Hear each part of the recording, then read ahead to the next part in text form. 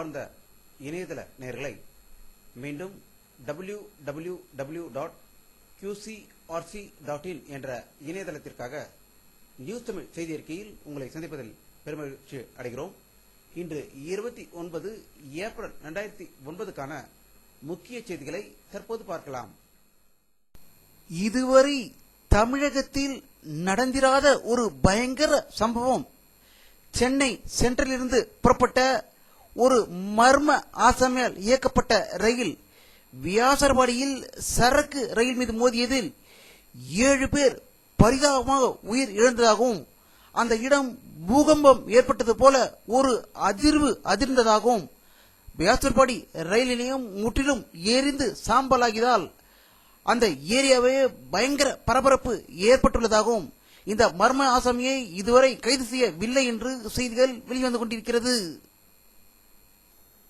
பங்களாதேஷ் நாட்டுக்கு முன்னாள் பிரதமர் இந்திரா காந்தி படை அனுப்பிய தர்மத்தின் அடிப்படையில் இலங்கைக்கு நான் படை அனுப்பி ஈழ தமிழை அமைப்பேன் என்று அதிமுக பொதுச் செயலாளர் செல்வி ஜெயலலிதா சூளுரைத்ததால் திராவிட முன்னேற்ற கழக தலைவர் திரு கருணாநிதி அவர்கள் அதிர்ச்சி அடைந்திருப்பதாகவும் அமெரிக்கா, ஐரோப்பியா, ஆஸ்திரேலியா மற்றும் உலகத்தில் உள்ள அனைத்து தமிழர்களும் அதிமுக பொதுச் செயலாளர் செல்வி ஜெயலலிதாவுக்கு வாழ்த்து செய்திகளை அனுப்பி கொண்டிருப்பதாகவும் இமெயில் மூலமும் செய்திகள் வந்த வண்ணம் இருக்கின்றது என்று செய்திகள் வந்து கொண்டிருக்கிறது. தமிழக முதல்வர் கருணாநிதி அவர்களை அவரது இல்லத்தில் மத்திய அமைச்சர் வயலார் ரவி, சட்டமன்ற காங்கிரஸ் தலைவர் சுதர்சன் ஆகியோர் இன்று திடீரென்று சந்தித்து பேசியதாக தகவல்கள் வெளிவந்து கொண்டிருக்கிறது. அமெரிக்க அதிபர் திரு பாரக் ஒபாமா அவர்களின் நெருங்கிய நண்பராகிய மதிமுக பொதுச் செயலாளர் திரு வைகோ அவர்கள் இலங்கை தமிழர்களை காப்பாற்ற அமெரிக்காவின் உடனடி தலையீடு ஒரு நம்பிக்கை என்று ஒபாமாவுக்கு திரு வைகோ அவர்கள் மீண்டும் வேண்டுகோள் விடுத்திருப்பதாக தகவல்கள் வெளிவந்து கொண்டிருக்கிறது.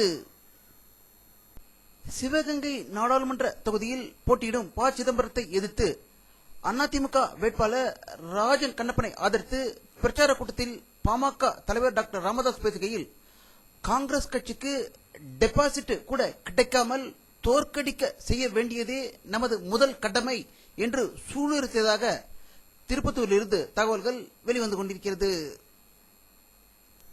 பச்சை தமிழன் பாவேந்தர் பாரதிதாசன் அவர்களின் 119வது பிறந்த நாளையொட்டி சென்னை காமராஜர் சாலையில் அமைந்துள்ள அவரது திருவுருவச் சிலைக்கு தலைவர்கள் மாலை அணிவித்து அஞ்சலி செலுத்தியதாக சென்னையிலிருந்து தகவல்கள் வெளிவந்து கொண்டிருக்கிறது. தமிழக முதல்வர் கருணாநிதி அவர்களின் அடுத்த நாடகத்திற்கு மூக்கொடைப்பட்டிருக்கிறார் என்றே கூறலாம்.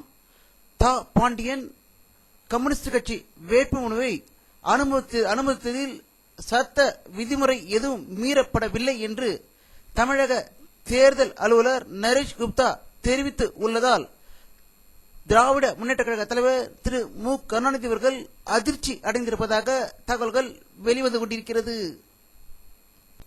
நாடாளுமன்ற தேர்தல் 5 கட்டங்களாக நடைபெறுகிறது.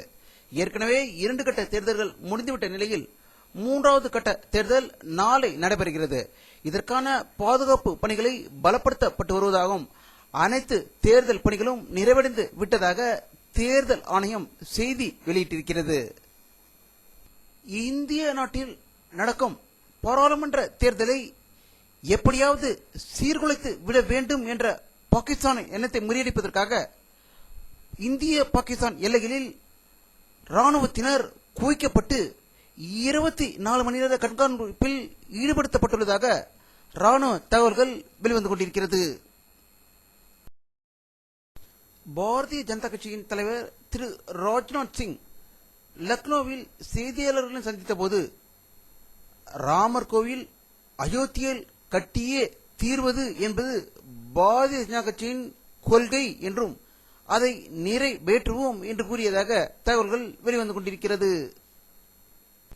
பாரத பிரதமர் திரு மன்மோகன் சிங்கின் வலது கரம் மற்றும் மூளையாக செயல்பட்டுக் கொண்டிருக்கும் திட்ட கமிஷன் தலைவர் திரு மான்ரோட் சிங் அலுவாலியா தேர்தல் விதிமுறைகளை மீறி செயல்பட்டுக் கொண்டிருப்பதாக தேர்தல் ஆணையம் கண்டனம் தெரிவித்திருப்பதாக டெல்லியில் இருந்து தகவல்கள் வெளிவந்து கொண்டிருக்கிறது. அமெரிக்க அதிபர் திரு பாரக் ஒபாமா அவர்கள் தன்னுடைய 100வது நாளின் ஆட்சியை பற்றி கூறுகையில், என்னை வளைக்கலாம், ஆனால் உடைத்து விட முடியாது என்று சூளுரைத்ததாக தகவல்கள் வெளிவந்து கொண்டிருக்கிறது. ஐரோப்பிய நாடுகளில் ஒன்றான ஸ்வீடன் நாட்டு வெளியுறவு அமைச்சர் இலங்கைக்கு வர அனுமதி மறுப்பு தெரிவித்த இலங்கை அரசை ஐரோப்பிய நாடுகள் கடுமையாக கண்டனம் தெரிவித்திருப்பதாகவும், ஸ்வீடன் நாட்டில் உள்ள இலங்கை தூதரை உடனடியாக அழைத்து இது பற்றி விவரம் அறிந்ததாகவும் ஸ்வீடன் நாட்டிலிருந்து தகவல்கள் வெளிவந்து கொண்டிருக்கிறது. தமிழ் ஈழ நாட்டிலுள்ள வன்னி பகுதியில் இலங்கை ராணுவத்தினர் மேற்கொண்டுள்ள தாக்குதல் நடவடிக்கைகளை நிறுத்துவதற்கு போர் பகுதியில் உள்ள மக்களுக்கு உதவிப் பொருட்களை அனுப்புவதற்கு அனுமதியை பெறுவதற்காக தாம் மேற்கொண்ட முயற்சிகள் தோல்வி அடைந்துள்ளது என்று பிரிட்டன், பிரான்ஸ் வெளியுறவு அமைச்சர்கள் தெரிவித்து உள்ளதால் உலக தலைவர்கள் அதிர்ச்சி அடைந்திருக்கிறார்கள். மனித இனம் இதுவரை கண்டிராத தொலைதூரத்தில் இருக்கின்ற ஒரு பொருளை தாம் புகைப்படம் எடுத்திருப்பதாக அமெரிக்க விண்வெளி ஆய்வாளர்கள் கூறியிருக்கிறார்கள். 13 மில்லியன் ஒளி ஆண்டுகளுக்கு அப்பால் உள்ள ஒரு இறக்கும் நட்சத்திரம் வெடித்து சிதறிய காட்சி தற்போது பதிவு செய்யப்பட்டுள்ளதாகவும், பூமியில் இருந்து இந்த அளவுக்கு வெகு தூரத்தில் நடக்கும் ஒரு சம்பவம் பதிவு செய்யப்படுவது இதுவே முதல் முறை என்று அமெரிக்க விஞ்ஞானிகள் ஆய்வாளர்கள் கூறியிருப்பதாக தகவல்கள் வெளியாகிக் கொண்டிருக்கிறது. வானிலை அறிக்கை 29 ஏப்ரல் 2009 பிற்பகல் 4 மணி எடுக்கப்பட்ட சேட்டலைட் புகைப்படத்தை தற்போது பார்த்துக் கொண்டிருக்கிறீர்கள். தமிழகத்தில் மேகமூட்டம் எதுவும் தெரியவில்லை. வெயிலின் தாக்கம் அதிகரித்து இருப்பதாகவே தகவல்கள் வந்து கொண்டிருக்கிறது. இத்துடன் இந்த செய்தி அறிக்கை நிறைவடைகிறது. மீண்டும் நியூஸ் தமிழ் செய்தி அறிக்கையில் உங்களை சந்திக்கும் வரை உங்களிடமிருந்து விடைபெறுவது உங்கள் கே பாலாஜி. நன்றி.